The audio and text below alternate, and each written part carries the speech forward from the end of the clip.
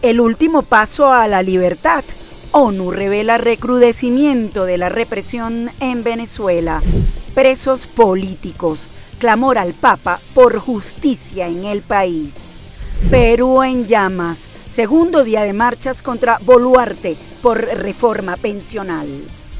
Hola amigos de Impacto Venezuela, soy Yasmín Velasco y hoy 22 de septiembre estas son las noticias más destacadas del día en nuestro noticiero estelar. La misión independiente de la ONU presentó su sexto informe sobre Venezuela y denunció ejecuciones extrajudiciales, muertes bajo custodia, torturas sistemáticas y detenciones arbitrarias, señalando que el chavismo mantiene un patrón de represión que ya constituye crímenes de lesa humanidad. La comunidad internacional aparece como la única esperanza de justicia. Jalín Naín nos cuenta. En Ginebra, la misión de determinación de los hechos de la Organización de Naciones Unidas emitió un nuevo informe, en el que habla de la persecución política en Venezuela y dice que se ha profundizado. Además, documentó abusos cometidos por cuerpos de seguridad, incluidos disparos contra manifestantes, muertes en custodia, tortura y violencia sexual. El informe acusa a la Fiscalía y a la Defensoría de encubrir las violaciones y dejar a las víctimas en total impunidad. La misión ha confirmado que al menos 220 niños, niñas y adolescentes fueron detenidos en el marco de protestas electorales, 2 de ellos en el marco de la toma de posesión presidencial en enero de 2025. Estas detenciones no tuvieron en cuenta ni su edad ni su interés superior. Al momento de esta presentación quedan 4 adolescentes en detención. Los niños, niñas y adolescentes fueron víctimas de detenciones arbitrarias, así como de graves violaciones al debido proceso, desaparición forzada de varios días, torturas, malos tratos y graves actos de violencia sexual basada en género. 2 de las víctimas mortales de las protestas de 2024 eran menores de 18 años. Desde Nueva York y como vocero de la oposición, Pedro Uruchurtu, representante de Relaciones Internacionales del Comando con Venezuela, valoró la sesión y sostuvo que el chavismo repite un patrón de represión que solo podrá frenarse con presión internacional. Donde se confirma lo que se ha denunciado desde hace meses e incluso desde hace años con respecto a los crímenes de lesa humanidad y las violaciones a los derechos humanos que permanentemente el régimen criminal de Venezuela comete y sobre todo en el contexto postelectoral, sometiendo a miles de inocentes a la persecución, a la represión, a la tortura, a la desaparición y a todos sus delitos, pero quedan una vez más expuestos y queda clarísima esa naturaleza criminal. En la propia sesión, Luis Carlos Díaz, periodista y defensor de derechos humanos, tuvo un derecho de palabra por video como sobreviviente de un centro clandestino de tortura en Venezuela y defensor de aquellos que hoy se encuentran tras las rejas. Expuso cifras sobre detenciones arbitrarias, persecuciones y casos de tortura que siguen ocurriendo en 2025.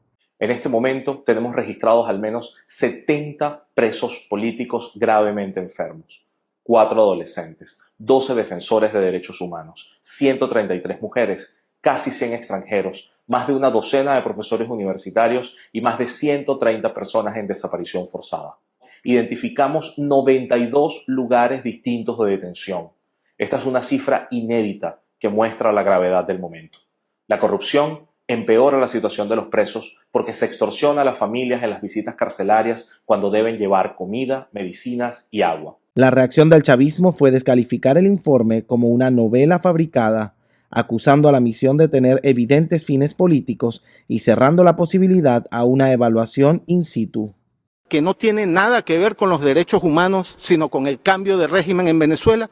No solo el contexto deslegitima la existencia de una misión nula e impráctica, sino que su novelero desempeño la desacredita por sí misma. Cita fuentes dudosas, utiliza testimonios inventados o no verificados, emplea estadísticas sin rigor metodológico, tiene probada motivación política y no ha pisado y jamás pisará territorio venezolano. Sin embargo, países como Estados Unidos, Canadá, Francia, Alemania, Reino Unido, Bélgica, España, Argentina, Perú, Paraguay y Chile, entre muchos otros, respaldaron a la misión y exigieron la liberación de presos políticos, además de un cese inmediato de la represión. Un grupo de familiares de los presos políticos en Venezuela pidió al Papa León XIV que interceda ante Nicolás Maduro para lograr la liberación inmediata e incondicional de los más de 800 presos políticos que contabiliza Foro Penal. Juliana Palmar con el reporte. Durante una concentración frente a la Embajada de Italia en Caracas, los familiares de los presos políticos entregaron una carta pública al pontífice, solicitando su mediación y elevando un llamado urgente a la comunidad internacional. El documento destaca que la próxima canonización de José Gregorio Hernández y de la Madre Carmen Rendiles, los primeros santos venezolanos, representan una ocasión histórica para sanar las heridas que dejan los presos políticos. Simplemente por disentir, nuestros familiares y amigos son sometidos a un sistema de justicia que ha instaurado patrones de vulneración como el aislamiento prolongado, desapariciones forzadas y malos tratos. En la misiva, los familiares suplican al Papa León XIV que eleve su voz y exija a la administración de Nicolás Maduro liberar de inmediato a quienes consideran encarcelados por razones de conciencia. El Papa, en su mensaje más reciente, exhortó a cultivar la paz, pidiendo a Dios, el Dios de la reconciliación, y el incansable deseo de promoverla siempre. También que pueda parar el cese de la persecución contra los familiares del Comité por la Libertad de los Presos Políticos CLIPE, quienes lamentablemente son amenazados y hostigados. También pedimos que se proponga y se apoye la creación de una comisión internacional para supervisar la situación de los presos políticos. El Comité por la Liberación de los Presos Políticos recordó que ha llevado su llamado a 15 embajadas en Caracas, como parte de una ruta global de la justicia, con la que busca sumar apoyos internacionales para lograr la libertad de los más de 823 presos políticos, según el último balance realizado por Foro Penal. Para Impacto Venezuela, Juliana Palmar. La administración de Nicolás Maduro denunció ante la Asociación de Estados del Caribe la presencia de submarinos nucleares y buques de guerra de Estados Unidos en el Mar Caribe, advirtiendo riesgos para la paz regional y el turismo. En paralelo, pescadores activaron un despliegue y alzaron su voz para defender la soberanía marítima. Los detalles los tiene Catherine García. En la reunión de la Asociación de Estados del Caribe, Venezuela alzó su voz para denunciar la presencia de buques de guerra y submarinos nucleares estadounidenses en el Mar Caribe, señalando que esta acción representa una violación directa a los principios del derecho internacional consagrados en la Carta de las Naciones Unidas. Lo más grave es que hoy en día estamos ya viendo las consecuencias en nuestra vida cotidiana. Hostigamiento y miedo entre nuestro sector pesquero. Nuestras comunidades viven bajo tensión, desde Tobago hasta Bahamas, hasta el Mar Caribe que compartimos con todos los miembros de este Mar Caribe, se ve hoy amenazado. Hay una tensión creciente, hay una disminución y va a traer un impacto en el turismo. Y esto es solamente las consecuencias directas a la amenaza que hay hoy en día. Desde Cumaná, Estado Sucre, el pueblo pescador fue movilizado en defensa de la soberanía marítima, conformando el Consejo Nacional de Soberanía y Paz, capítulo Pesca. Ha sido el Estado Sucre el epicentro para Oriente junto con Nueva Esparta, pero desde el Estado Zulia, desde Miranda, desde Falcón, desde La Guaira y la Aragua, se han unido todos los pescadores en marcha marítima, en concentración. Ha dado la orden el presidente Nicolás Maduro de la máxima unión, del máximo resguardo del pueblo pescador, y el pueblo pescador lo está cumpliendo. Mientras en el encuentro Voces del Alba Azul, más de 34 organizaciones de 14 países se sumaron en solidaridad con los pescadores venezolanos, reafirmando que la defensa del mar es también la defensa de la vida. El imperialismo sabe que no se la va a llevar de arriba, y además de eso, algo que es esperanzador, que nosotros lo tenemos que tener presente. En todos los frentes que tiene abierto el imperialismo, en todos los frentes viene perdiendo. Pasa en Latinoamérica, que genera la unidad del pueblo venezolano y la unidad de todo el continente en defensa de la revolución bolivariana. La narrativa venezolana se fortalece con el respaldo de movimientos sociales y sindicales internacionales que denuncian el intervencionismo y celebran la unión de las fuerzas antiimperialistas. Informó para ustedes Catherine García, somos Impacto Venezuela. El chavismo arma a sus consejos comunales, millones de civiles con adiestramiento militar express son la cara visible en plena presión naval de Estados Unidos en el Mar Caribe. La comparación con el paramilitarismo colombiano no es casual. Para algunos expertos, poder de fuego en manos de vecinos, justicia por mano propia y férreo control sociopolítico marcan la igualdad. La nota con Quique Frías. Más de 4 millones de civiles en los adoctrinados consejos comunales reciben adiestramiento y armas, poder que debería ser exclusivo de las Fuerzas Armadas. Esto ocurre mientras la flota de Estados Unidos en el Mar Caribe presiona al Cártel de los Soles a pocos kilómetros de costas venezolanas. La comparación con el paramilitarismo colombiano no es retórica. Milicias paralelas, civiles con fusil y mando político, control de territorio, disciplina comunitaria y una justicia al margen de la ley. Es la fuerza letal en la base del PSUV para sostener el poder y silenciar a la disidencia. Que un ataque a Venezuela se acaba en 2 días, están cometiendo un gravísimo error. Y el soldado le trae un regalo a los pueblos, que es la instrucción que corresponde al método táctico revolucionario. Aquí está nuestro fusil, nuestra brújula, telecomunicaciones, cómo se usa el arma, cómo nos movemos, cómo hacemos nosotros para estar preparados. Por su parte, el gobierno de Estados Unidos sigue en su ofensiva en el Mar Caribe sin prestar atención a los llamados de auxilio internacional de la administración de Maduro. Aunque el presidente Donald Trump, de forma irónica, volteó a ver lo que sucede dentro de Venezuela con el alistamiento de civiles.